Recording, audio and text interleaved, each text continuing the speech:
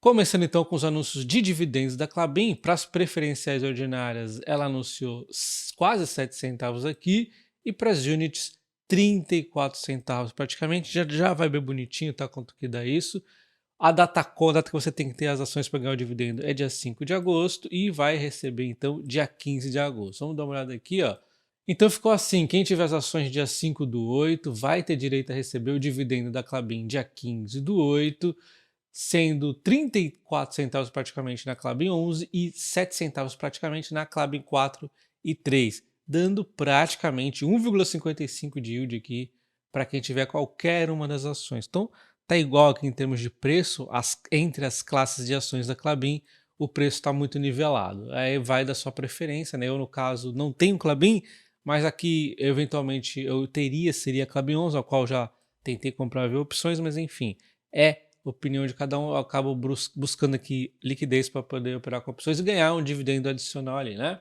Então vamos olhar agora o resultado da Klabin. Primeiro vamos dar uma olhada a grosso modo, assim, os principais pontos, depois a gente vai adentrando mais no que aconteceu, tá? Então em termos de volume nós temos um aumento de 8% em relação ao trimestre anterior e 16% em relação ao mesmo trimestre do ano passado, um salto significativo que a gente já vai ver os porquês. Na receita 12%, aumentou um pouco mais em relação ao trimestre anterior e 15% em relação ao mesmo período do ano passado. Mas quando a gente chega aqui no EBITDA, o aumento ainda é maior, 24% em relação ao trimestre anterior e 53% em relação ao ano passado, um salto significativo e vindo acima das projeções que rondava ali 2 bi a XP e a BTG, 2,39 a Genial e ela veio 2,52, levemente acima do projetado pelo mercado, e esse salto significativo em relação aos trimestres anteriores. Como eu sempre digo, aqui deve ser nosso foco, o EBITDA ajustado, né? Mas o lucro veio bem abaixo do projetado, por exemplo, a Genial. Eu não peguei de outras corretoras, mas a Genial tinha projetado de 166 milhões e veio 315, veio bem abaixo. E também veio abaixo do trimestre anterior e também abaixo do segundo trimestre de 2023. Uma queda significativa, foi 971 2T, agora foi 315, no trimestre anterior 460, agora 315, né? Então, assim, de novo, o foco deve ser o EBITDA, mas a empresa no processo de investimento, endividamento e tudo mais, o lucro vai oscilar mesmo, e dessa vez foi abaixo. Vamos ver como o mercado reage, mas de novo, minha preocupação não é aqui, né?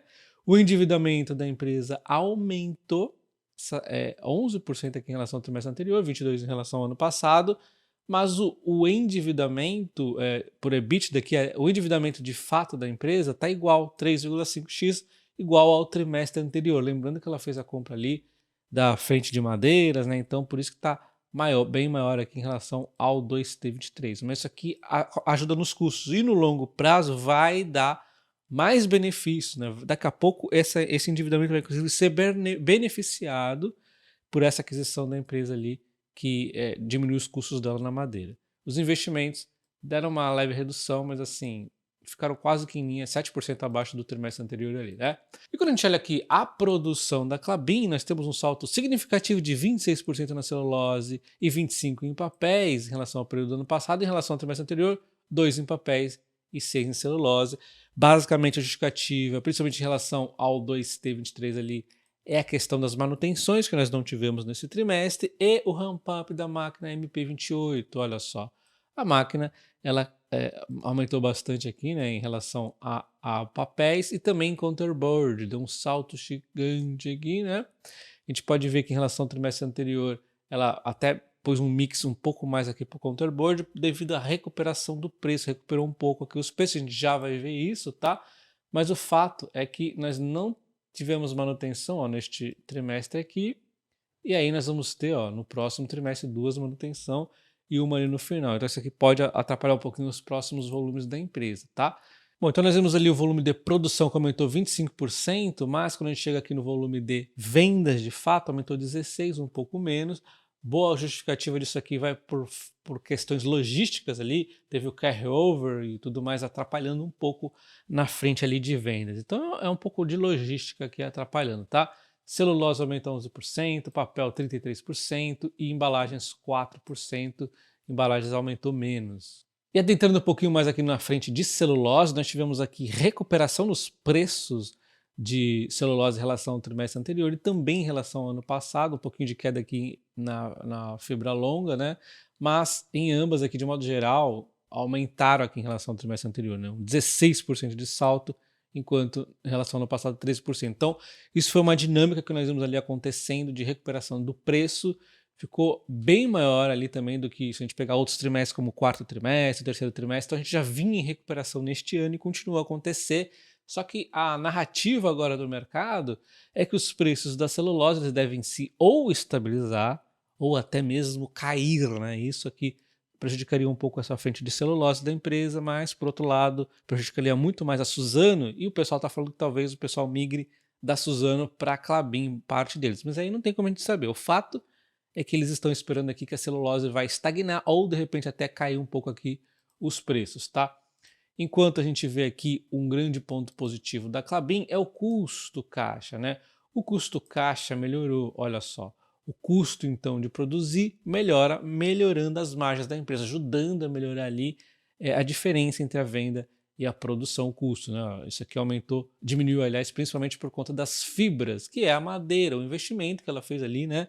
Na frente de madeira dela, isso aqui vai continuar a cair.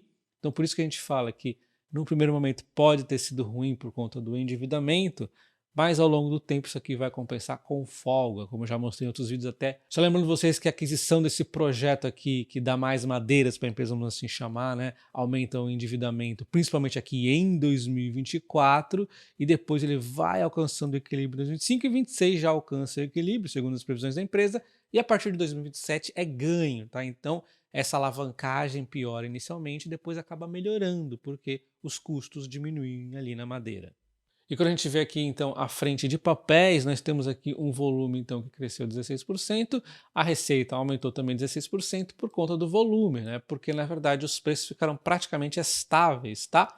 Tivemos aqui o counterboard numa recuperação, 4% de preço aqui em relação ao trimestre anterior, mas foi uma recuperação tímida, porém ainda abaixo do mesmo trimestre do ano passado. O counterboard sofreu bastante os preços ali e vem se recuperando. A gente espera que continue, né? Porque é importante aqui para a Klabin o counterboard. De qualquer forma, o papel cartão ele está oscilando aqui, está estável, vamos dizer, né? Diminuiu 3%, mas agora aumentou 1% em relação ao trimestre anterior. Está estável o papel cartão, enquanto o counterboard vem aqui numa recuperação e é bacana que continue assim. E aí, de repente, ele compensa uma possível queda na celulose ali da Klabin, que a gente não tem certeza se vai cair realmente celulose, né? Então, em relação a um T24, nós temos aqui a evolução do EBITDA da Klabin, teve um salto aqui no preço puxado pela celulose, na verdade, enquanto o volume também de todas aqui acabou puxando para cima, o câmbio também ajudou, o custo também ajudou, fazendo com que a empresa saltasse então 24% no seu EBITDA em relação ao trimestre anterior. Quando a gente chega então no EBITDA da empresa, a gente vê que teve um crescimento, inclusive ficando um pouco acima do esperado pelo mercado, porém quando a gente chega aqui no lucro, a gente vê essa queda, né, no lucro significativa, e a justificativa é simples. Temos aqui questão do financeiro da empresa, ou seja, o endividamento aumentou os custos aqui, ela fez a aquisição ali da parte da madeira para diminuir o custo dela, né?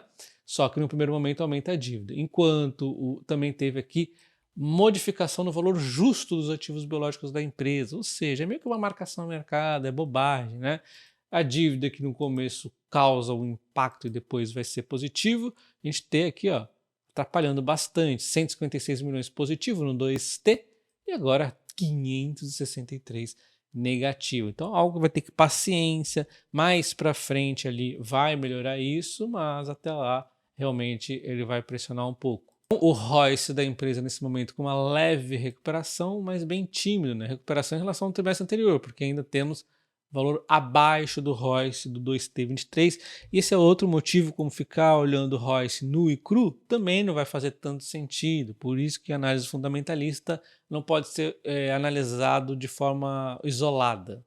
Não se esqueça do like no vídeo e também sua inscrição no canal ativando o sino, que aí você não perde quando eu trago novos vídeos. Considere também se tornar membro do canal, porque alguns vídeos serão exclusivos para os membros. E nessa fase de resultados, o AGF vai analisar várias empresas também, deve analisar a Klabin. Caso você queira assinar o AGF, na descrição do vídeo, nos comentários fixados, você consegue um mês grátis na assinatura anual. Um abraço, até o próximo vídeo. Valeu!